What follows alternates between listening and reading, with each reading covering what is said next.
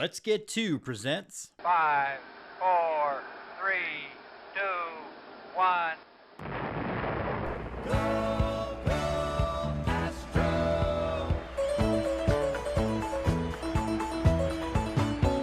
Here come the Astros, burning with desire. Here come the Astros, breathing orange fire. Here come the Astros, with winning on their mind. Here come the Astros, number one every time. Go, go, Astros. Alvarez hits a high drive, center field. Veerling's back. This game is turned upside down. And the pitch is lifted to right by Castellanos. Long run for Tucker over toward the line and foul territory. Makes the catch, and the Houston Astros do it again. 2022 World Series champions. And now, Go Astros. Astros baseball from three guys who've been there since Art Howe had hair. And welcome back. Look, we'll be honest, it's 3:50 that we're recording this. We're slow, we're sluggish. Not unlike your Houston Astros. We've got Brian Arbor, who I think lost 2 games for us this weekend, so you can never go back. Brian, how was your trip? The non-baseball parts of the trip were pretty awesome. The Jordan hit a ball off the Crawford boxes about 5 feet from me was pretty awesome. And the 7th inning yesterday was, well, I said too much already. Yeah. And Andy, you and I in Nashville this weekend, so we didn't have to endure it as much as Brian did. We were able to casually look at our phone between drinks and banana puddings and helmets and things. Saturday was great. I don't remember anything else. Yeah, exactly. That's all that happened Saturday. So look, obviously, well, maybe not obviously. I think for me, I'm still very much in of two minds about the struggles of the team. Much has been said about the fact that they are the same record they were last year at this time. That the upcoming opposition is going to be relatively stiff. I'm still of the mind that you don't worry about anything yet. And this is a team, Brian, we'll start with you, that I feel like the whole goal is to stay in the hunt until the rest of the team gets back. Yeah, I would agree. And again, they've started slowly each of the last 3 seasons. Frankly, they weren't, a huge start in 2019 either. So took them a little while to get going. So this is common. You think we would learn from the commonness of this, but of course, I certainly didn't feel that way when I was screaming at Dusty to pull Fromber last night when he let him go a couple batters too long. Yeah, Andy, what do you think? I mean, it's the same thing we're going to be saying for the next 6 weeks. It's not Memorial Day yet. Stop panicking. They're going to hover around 500 until they start getting players back, and that may be as soon as the next 2 weeks when Brantley starts doing his minor league rehab. I just look at it from a week-to-week schedule. They were 500 this week, 500 since we recorded last, which is better than the week before. So there's some small improvement that has happened. Just the memory of November being what it was, and the short-term pain of losing anything to the Arlington Rangers doesn't sit well with most Astros fans. But by and large, we're also a panicky group. So not us, but Astros fans in general. So it's hard to sit there and just be calm about the fact that, you had a 7-run 7th or whatever that inning was yesterday. Yeah, and a 7-run sentence. One thing I thought about that inning was it's the first time I think we've seen old Fromber in 2 or 3 years where I do think the error unsettled him, and then then he couldn't find the zone. I mean, that seems like where it began. Speaking of not being able to find the zone, and I do think it's still too early, but you can start to identify trends. Andy, start with you. I don't know that if the playoffs started tomorrow, Luis Garcia makes the playoff roster. Thoughts on his struggles this year that have seemed like we've been able to predict the meltdowns before they've come? Well, I mean, you've got to have some pitchers on the roster, so it'll be between him and Stanek about who gets left off based on performance to this point in the season. Maybe Seth Martinez too, but it's also the beauty of being April. I am probably in the minority of Astros fans, maybe not the minority of the show, but Luis Garcia to me is a guy who just is never going to be able to have an economy of pitches where he can start getting into the sixth inning consistently. And because of that, every time he comes around, he is putting a burden on a bullpen that has already been taxed for a good part of this season. Uh, and it just doesn't, there doesn't appear to be any progress made. I think I looked because I was having this argument in the offseason, and it's not any better now, but I think 58% of his starts, he goes fewer than 5 complete innings in his major league career. And it hasn't trended like it's getting better. That's just been who he is. He nibbles, he throws too many balls. He doesn't seem to have an out pitch. And I'm sure that although Nestor Cortez can do whatever he wants, losing his favorite little routine approach to the mound can't be helping him. That's probably more mental than it is physical. But I would have sold on Luis Garcia probably sometime last year. Hindsight being what it is. Yeah, and I think Brian, he's probably a fifth starter, and this is what he's doing. But it seems like he seems like one of those guys that at least the fan base had hopes of him turning into a stud in the way that I think we both agree Christian Javier will be, if he's not already, and of course Fromber and Hunter Brown apparently. Yeah, I mean the biggest issue with Garcia is that his fastball is average at best. And so it is harder to, sometimes the advice is to throw to not throw your worst pitch as much. It's hard not to throw your fastball when you're a pitcher. Yeah. He's got a good cutter. He's got a good curveball.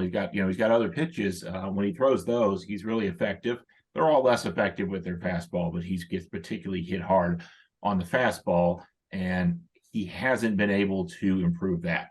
That being said, he's been an above average pitcher, both in terms of the average major league pitcher only goes like 5.4 innings. So, doing that and, have an ERA above average both in the last 2 years, there's reason to believe he'll come around. But it's been a frustrating start to a season, certainly. I also think he probably pales in comparison to the other starters that he has to be compared against. I mean, he's not Justin Verlander. He's not Garrett Cole. He's not Framber Valdez. He's not Christian Javier. He may not be Hunter Brown at this point. And so maybe he is an average major league fifth starter, but we've had better than that for several years. And so it's hard watching him take a turn every fifth day. The Astros appear to be ready to continue to do that for a while. Yeah, I don't know that there's anybody in AAA just beating down the door. I know the Forrest Whitley fans are all clamoring, but it looks like they're setting him up to be a long man. Not a starter. It's been an exciting 8 innings, but it's been 8 innings from Forrest Whitley, and not even 8 innings across 3 outings. So well, it's like 8 innings from the Yeti. You don't believe it's happening. Somebody's got a picture. Is it fake? I don't know. Yeah. Staying with the pitching, though, I mean, we talk about how this team has not played a complete game really yet. Maybe they played 1 or 2. But to see what both Hunter Brown and Fromber did in back-to-back starts, Hunter Brown has thrown 2 consecutive 7 shutout innings, or at least no earned runs given up. Brian, I mean, this feels like, again, we're going to be able to count on at least 3 horses that are Javier, Brown, and Fromber. I'm not sure many other teams can say that's that same level of talent and dominance. No, and then that's why they won the World Series last year. They had really great pitching. And they lost Verlander, didn't want to pay him $43 million, understandable. They replaced him with Hunter Brown. Hunter Brown's not Verlander. I'm not sure he's a horse yet. Again, it's 3 starts, so we can't be making these sort of comparisons. But he was really effective on Saturday. He gave up only 1 walk. I think he had 1 hit batter, and I think 3 of the 5 hits he had were just ground balls that got in between batters in the top of the 3rd. He had the error and he got 4 ground balls and he got 1 out of it. He got 5 ground balls and got 1 out from it. Just keep getting ground balls; they'll find these gloves soon enough. And he did that in the rest of his outings, and it's a very encouraging sign. Absolutely. And did you want to your thoughts on that? I mean, to me, I'm only considering Brown for the same reason I argued against people who thought Brown was bad in spring training by saying, look what he did at the end of the year last year. I think adding that to what he's done so far in the regular season, I mean, I think he is definitely one of the most reliable third starters in a rotation in baseball. I mean, it's safe to say that the early returns on Hunter Brown are very positive. He's had 3 starts, as Brian mentioned. One of them was not great. 2 of them have been really, really good.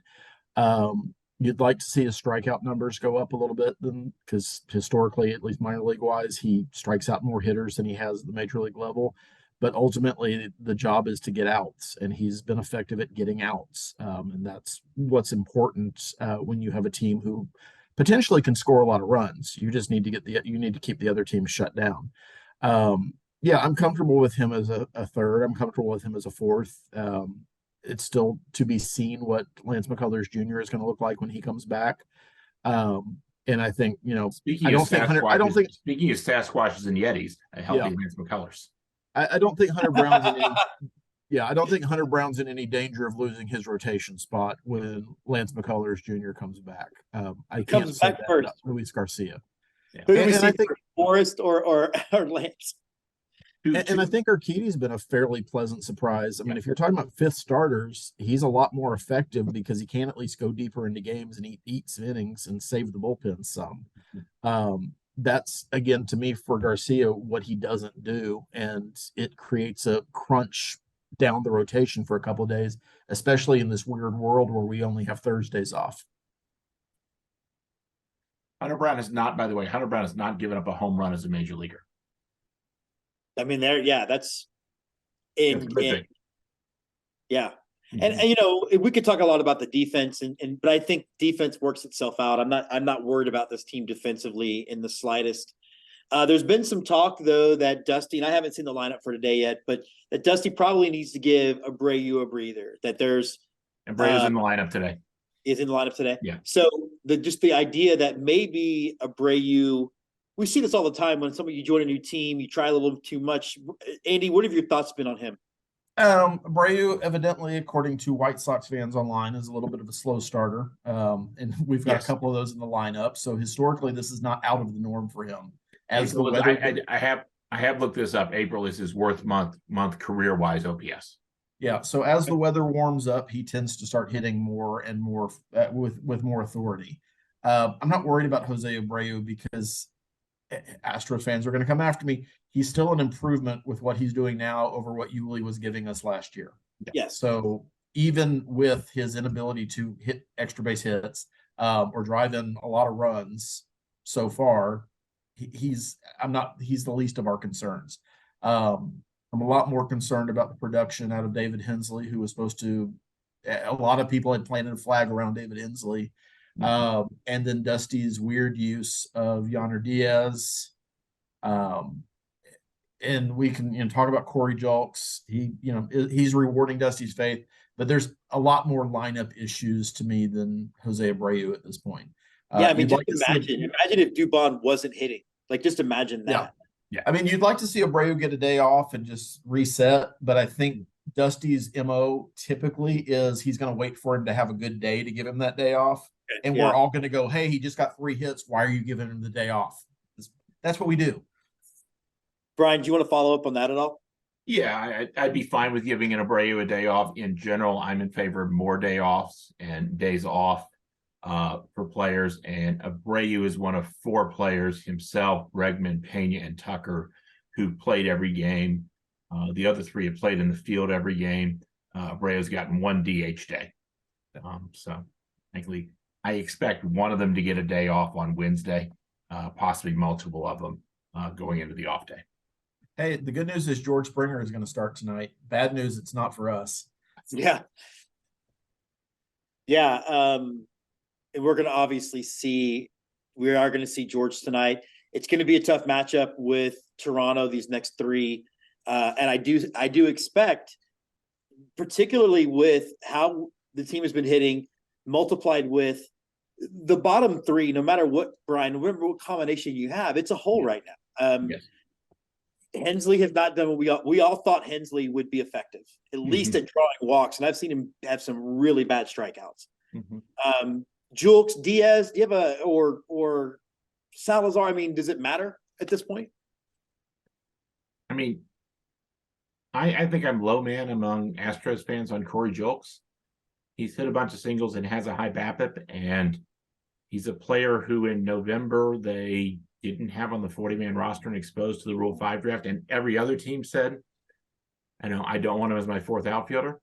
So I'm not entirely sure what's improved so much about him since November. But certainly something must have, right? Right. And so I'd like to hear more about that. But again, Hensley's the one who, Andy said people planted their flags on him. I'm one of those. He continues to have really good plate discipline. It's a skill. It's his skill. It's just that it's plate discipline on top of like a 140 average. Yep. So if you get up to 240 and walk a whole bunch, that's a valuable player. If you're at 140 and your walk ability is getting your on base up to 250, and you're still a guy with, who gets out 75% of the time. And I think at some point we have to, as Astros fans, recognize that as much as we don't like the criticism of having a really lowly ranked minor league system, this is the kind of players that a really low ranked minor league system promotes to the majors. Guys that might get hot and might have a chance, and they might have one or two tools that we could exploit in small samples. But by and large, we're bringing up Corey Julks because there's not any options. We bring up David Hensley because he might draw walks, but there's not a whole lot more to his game right now. I don't know why we brought up the upside of that with Mauricio Dubon, whose elite skill is defense, and he's on a real hot streak right now. I don't think it's going to last, but thank goodness he's hitting well right now because, it allows one more hitter in a lineup, as James says, with holes in it, but who's the core of the lineup, particularly what Alvarez and Tucker have been doing. Hey, if you get somebody on in front of them, you score runs. Well, and the biggest problem to me, as it has been most Aprils of his career, is Alex Bregman and his ridiculous ability to not hit in April. That's going to fix itself in a couple of weeks because it always does.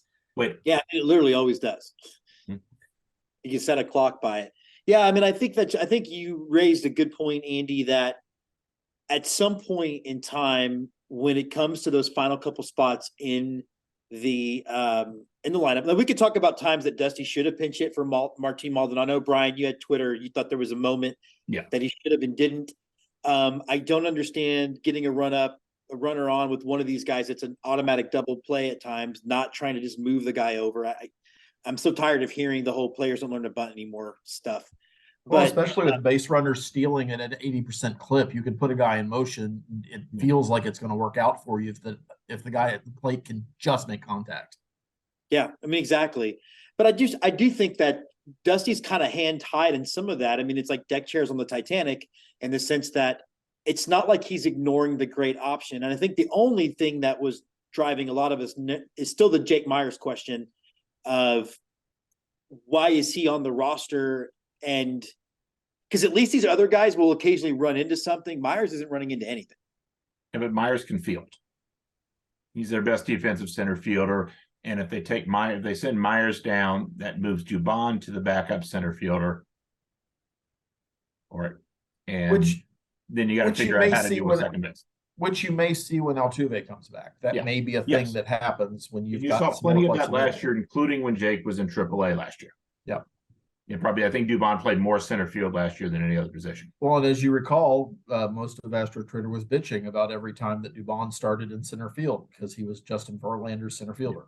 And now they all think he is the American League Player of the Month. Right. And I think we talked about on the show earlier that we did expect Dubon to progress closer to what his career numbers have been. I don't think he's going to hit 340 for the rest of the year, but I think he'll have an I wouldn't turn it down. Well, yeah, I wouldn't either. If he'd like to do it, if he can do it, fine. Yeah, not going to object. Boy, Archbishop says that Altuve better watch out for his job. Mm-hmm. Now, Andy, something else majorly hilarious happened in Texas baseball. I'd like you to start the breakdown of what our friends to the north and the city of Arlington have unveiled upon us to provide us content today. We all got exciting news in our Twitter feeds early this morning when the Arlington Rangers revealed their City Connect uniforms in a partnership with Nike. And they appear hold on. First comment I'd like to make is when you're not from a real city, it's really hard to connect with it. Yeah, well, what is Metroplex? Yeah.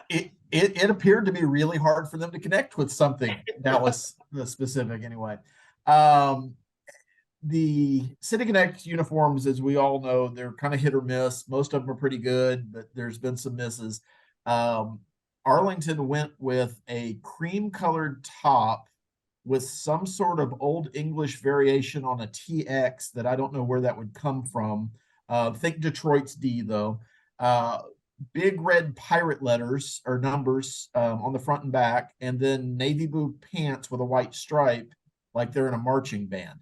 It looks to me like they have been relegated to a men's fast pitch softball league based on the way the uniforms look. I can't really describe them any better than that, other than, as I said offline, it looks like when you forgot you had an assignment due and you had to throw something together just to get it in so you didn't get a zero. I think Arlington still gets a zero on this one.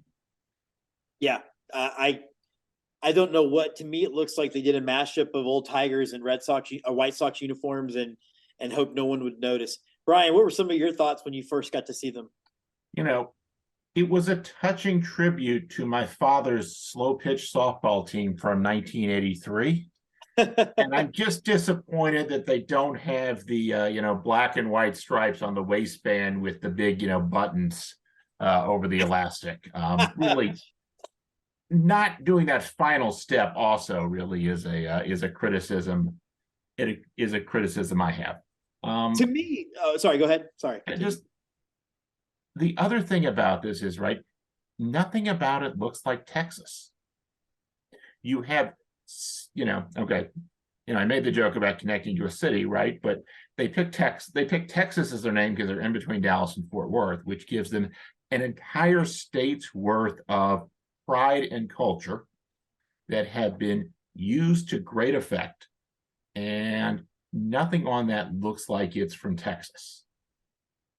What's weird about that flex too is because Major League Baseball, when they released the uniforms, a uniform to represent all of Texas, Cleburne's already done that. They did it so much better. So much better. The Houston Roughnecks do it better in the XFL. Yeah, I mean, it's just it literally looks like they went to T-Shirts Plus and said, "You have white jerseys, cool. Can we stick some numbers and letters on it? Oh, do you have a griffin? Let's stick that on the sleeve because we know how Greek mythology has been so integral in the forming of Dallas-Fort Worth." And then to me, one of the things that I was sort of struck by is where the Astros took this very modern approach and looking forward. Dallas is looking past to some mythical baseball history that no one knows about except for people who listen to Let's Get To when Andrew gets assigned to North Texas team. Maybe it's an advertisement for why people should watch. Our Ranger fans should tune into Let's Get To more often and learn about what the hell their team did. Maybe exactly.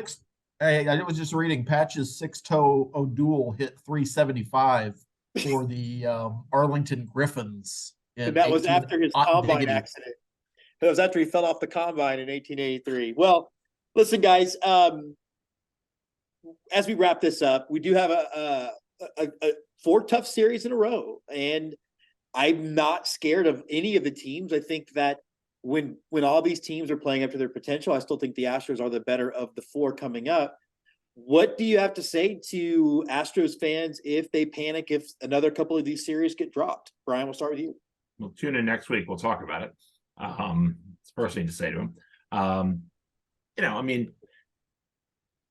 Hey, the last time they played 3 straight playoff teams, it went pretty well. They went in 11-2. So I don't expect them to go to 11-2 over the next 13, but it's in the realm of possibility.